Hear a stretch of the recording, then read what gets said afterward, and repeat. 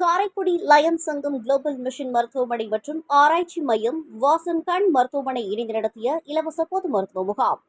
சிவகங்கை மாவட்டம் காரைக்குடி லயன்ஸ் சங்கம் global mission மருத்துவமனை மற்றும் ஆராய்ச்சி மையம் வாசன் கண் மருத்துவமனை இணைந்து நடத்திய இலவச பொது மருத்துவ முகாம் காரைக்குடி குளோபல் மிஷன் மருத்துவமனை ஆராய்ச்சி மையத்தில் நடைபெற்றது.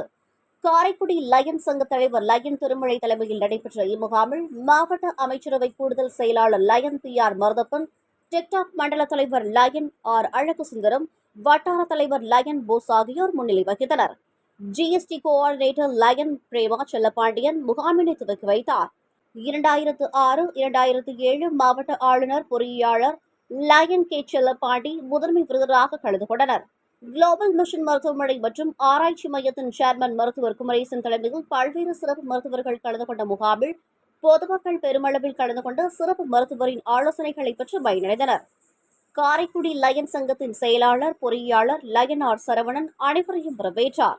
நிறைவாக பொருளாளர் லயன் சேவியர் ஜெயக்குமார் அனைவருக்கும் நன்றி கூறினார்.